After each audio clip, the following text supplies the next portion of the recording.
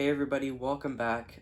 Good to see you all. In today's video, I'm going to be showing you how to upgrade the G2 reed system on your motorized bicycle. You're not going to need too many tools to do so, and I'm going to walk you through the process of doing everything and why you should. So let's dive right in. So to do this process, you're not really going to need too many things here. I have a little set of pliers here. They're hole punch pliers, about $8. They're definitely worth the money. Permanent marker to trace out your gasket. The X-Acto knife comes in handy. You can do it with scissors on the inside, but this is a lot easier.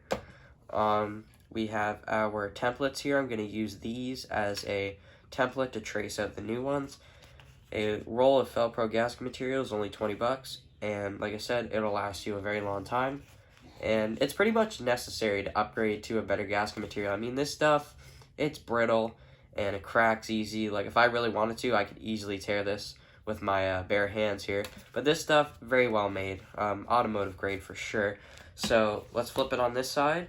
And I'm going to do the inner gasket here first. So basically, I'm just going to lay it down like so. I've never used the X-Acto knife on a glass table. So what I might do is I may go run in the kitchen and get a cutting board just to be safe. I don't want to scratch this up too badly, but we're going to trace it out first. So with our marker here, I'm going to have enough room where you can still fit it around, and I'll trace it out.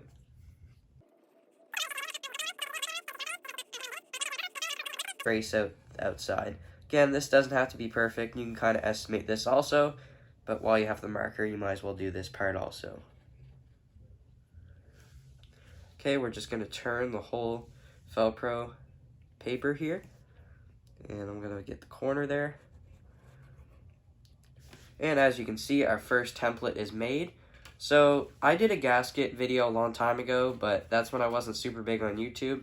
So like I said, it's a super easy process to trace out gaskets, and it's a lot better than going online and buying intake and exhaust gaskets. However, exhaust gaskets do require a different type of paper, not this stuff. But yeah, so we have that traced out. So I could trace them all out, but I'm just going to cut this part out and show you the process, and then I'll probably do the other ones off camera so you get the idea of it. But what I like to do is first cut out the gasket roughly. Doesn't have to be perfect. I am kind of being a little obsessive here, but just go straight on that line. And you want to be careful because you want to have enough room here to do the other ones. So we'll get this cut out. And I'm a little bit under the weather today, guys, so please bear with me. I'm a little bit stuffed up. So we have that all cut away. And what I like to do from here is usually, okay, I actually take that back. Usually what I'll do is I'll trace it out with the X-Acto knife and then do that because it's sturdier, but it is what it is. So I'm going to go run and get a cutting board so I can use the X-Acto knife here. Let's see what blade I have on here. Usually, whatever one I had on here last is the one I used. So, yeah, this type of blade should work pretty good. So, I'll be right back, guys, and we'll continue the process.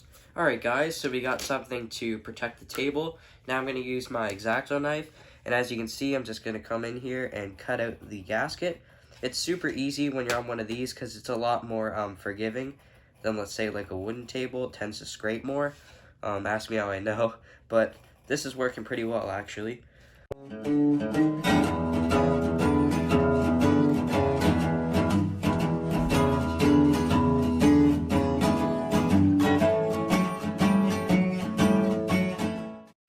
Okay, so we have that little square removed, so we'll get rid of that. And what we're left with is our bolt holes to do, and we gotta cut out this outside trim. So this is where our little handy dandy pliers comes in. All you have to do with these is hold it on the underside, and I'll show you guys here. Line it up with your dot that you previously made, make sure it's dead in the center, and give it a crimp, I guess you could say. So you can see we got that one done. Move on to the next one. And we'll do the other two.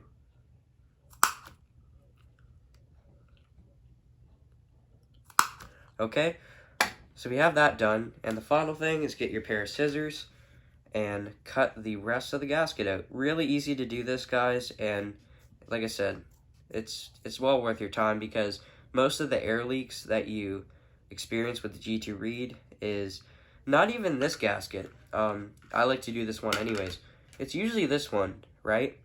Because your standard intake gasket is made for the cylinder. This, however, is made for the reed valve, so it doesn't have as much contact patch as it probably could have, and it causes it to leak. You'll notice when you fire your bike up, you'll see this will be soaked with fuel, and you'll immediately know where the air leak is coming from. So what I recommend doing is go through a couple of heat cycles with your engine, take this back off. Actually, I'll show you here. So let's say you have your reed block, right? And it's on the motor. This is in, this is in. So inside, those two bolts will become loose, and you'll have to go back and tighten it. So just remove this assembly, and then you'll tighten your two bolts, put it back on, you'll be ready to keep on going. So yeah, definitely do that with the heat cycle thing, because even if you upgrade your gaskets, they still have to wear in also. They're not invincible, so you have to go back and tighten those as well. So what I'm going to do is I'm going to do the other two off camera, and then I'll turn you back on when I have it all done. Alright, so we got our new Felpro material gaskets made, and you're probably asking yourself, well, what's next in the process? And to answer that, we need to resurface this surface right here on the front side and the back side of the reeds. Because I powder coated mine, I got a little bit of powder coat on the surface itself. That's completely my fault. The masking tape wasn't really well, and it kind of curled up on me. So I'm going to hit this with some P600 sandpaper, and I'm going to wet sand it with 1000 grit. I know it's a small piece. So we're going to use that and resurface both sides. It's optional to do this. It's not really necessary because this is a lot thicker than the plate itself, so, or not necessarily, it raises it basically. So this could be warped or whatever, but the gasket makes up for it. So yeah, we're not going to probably do this. It is what it is. And another reason why I'm not doing it is because I'm swapping to the OKO style carb, so I won't even use this intake. So if it becomes a problem, I can solve it very quickly. So if you guys aren't going to be running a different intake, however, you can go ahead and do this also.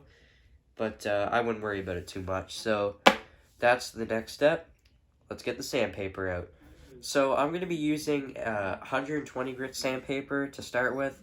And this is cheap paper, just to let you guys know. This is not 3M. This is not any other type of high brand. We're going to test this out. I've been curious to see what the cheap sandpaper can do. I got it from like the dollar store. So we'll give it a try. It's 120 grit. If you don't have powder coat on yours and you're not trying to remove a crazy amount, I would go up to 220 or something like that. But it should get rid of the stuff pretty quickly.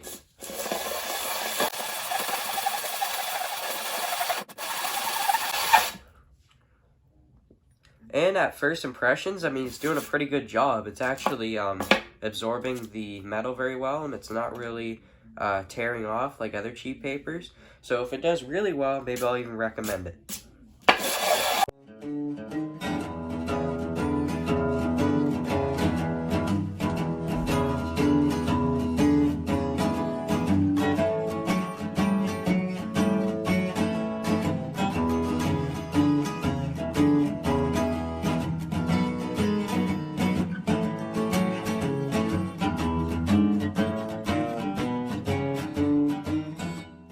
Okay, so with our sandpaper taped down, you got to do this very precisely also. You have to have a glass table. I didn't know this back then, and I did it on my dinner table.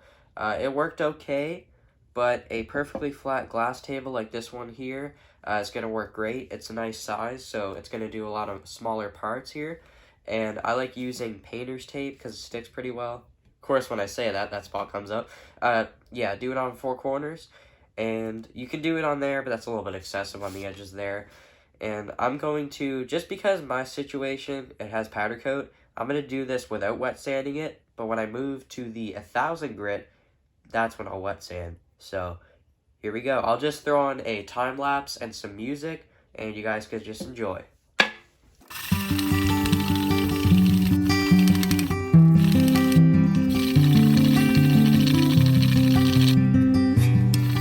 Alright guys, so with a lot of time and patience, I got the 600 done. And basically what actually happened, and I'm a transparent guy, so I don't mind telling you, I started off with the 600, and those machining marks, guys, were not going away. So what I did is I moved back down to the 120 and even went to 60, and I had to redo the process. So for any of you watching out here and you're still watching the video, start with the lowest grit you can find. I didn't even know I had 60 grit until I looked. Start with 60, go 120, 220, 600, 1000. This isn't a cylinder head. You don't need to get into 2000 and all that crap. Just do 1000 grit. It'll be nice and shiny and smooth. Once we do this side and we get it all done, I'll do this side and we'll wrap up the video from there. Clean everything. Make sure that no aluminum is inside of any of these parts. Obviously, it goes to your motor. Very important stuff. Like I said, clean everything. And here's the part that I wanted to include in the video. I'm going to be putting a different intake. See, this is a 19mm intake. I don't have my caliper on me, but I know for a fact this is a welded steel 19mm. And the one that I want to get is an aluminum 23mm, I think it is. And that fits the OKO style carb a lot better. So like I said, you can sand this if you choose. But the reason this links up with that is because when you install this for good and you're not going to take it apart after, use some of this. Not specifically this stuff, but this is really good. It's 100% silicone, ultimate black. You can use ultra gray, you can use even ultra copper. I don't recommend that, but you can if you have to. You can use the Permamex Right stuff. I love that. It's expensive, but it's good stuff. So yeah, not going to be using this, but when I do install it, with the final setup and everything, I'll throw some of this stuff on. But yeah, so the wet sand part, I just mix up soapy water and just spray it on the sandpaper like so, and just go like this. Now, I don't have much room to work with because it's a small piece, so you kind of got to go like this and do it like that. I taped all 4 corners because I knew it was going to be a tight fit, and I want to make sure it's planted, so let's start sanding.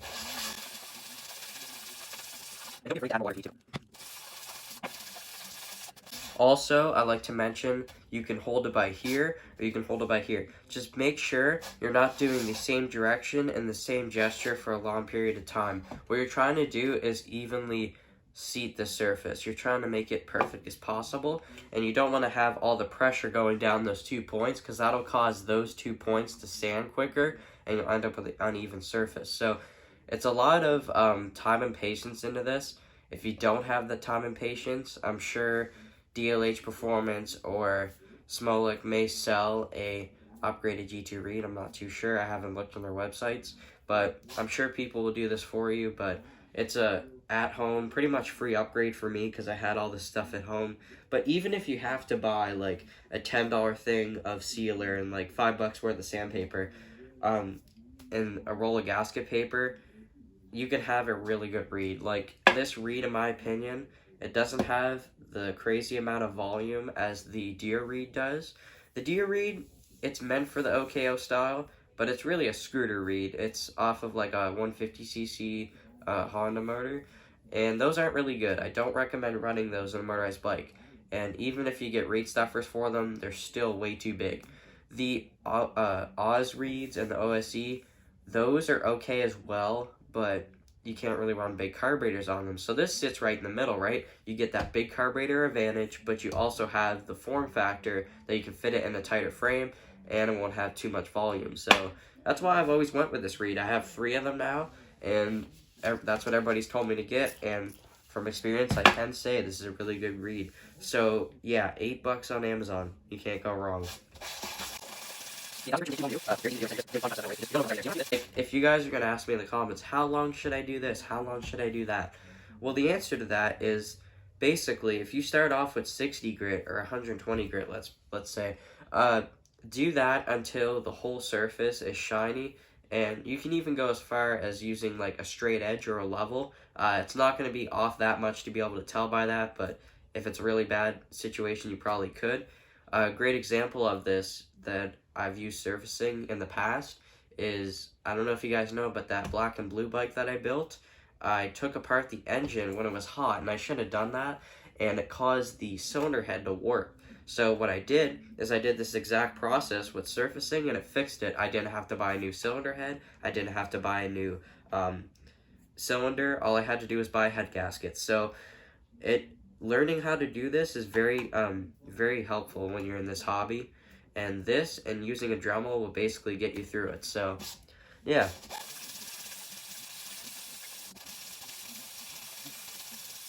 I think we finally got her smooth. You can see that it's a nice uniform finish. There's no, like there's a few dirty spots. I gotta clean those. But yeah, it actually looks pretty good. So this is when you know when to stop. I have a ring light behind me. And as you can see when I shine it, I don't know if you guys will be able to see on camera, but it reflects it. And that's when you know you've done enough wet sanding. If you're wondering why wet sanding is better than normal sanding, to answer that question, when you're wet sanding, the aluminum builds up on normal paper, and what the water does is it disperses it, right? It gets it out of there, so when you're doing your part over, you don't risk warping the surface. So only use wet sanding on very fine sandpaper. I wouldn't recommend it on 60 grit because 60 grit, it has enough porous into it. It's a porous material, and that absorbs the metal and allows it to still be flat. But on this kind of stuff where it's really, it's a very fine surface, using the water will allow it to displace the material a lot better. But yeah, guys, that is the surfacing process. What I'm going to do from here is I'm going to do the same process on the motor side. And then I will button up the reed valve, get it all together, and wrap up the video. Let's assemble this for real now and see if everything goes good. So first, put your gasket on. It doesn't matter which way you put it on. Preferably, I like to put the letter side down just because you can't see it when it's on the bike. So we'll get that installed. Just like so. And yeah, now that I removed those burrs, or most of them, for the most part, it's sealing a lot better. It's actually going down further. So yeah, little issues like that you're going to run into, and you can't really avoid them. So anyways, let's put this on here, just like that. We're going to set this down. And another thing I wanted to mention, I know I keep mentioning a lot of things here today, guys, but bear with me here. Those bolts that go inside there, when you bolt it on your engine, don't add, I know your bolts may bottom out, don't add too many washers, because what's going to happen is it's going to push this out, and that will allow it to not seal properly. And like I said, I'm just mentioning these sort of things so that if you run into these issues, you can resolve them. So it's good to include this kind of stuff, but let's thread this in and see how it goes.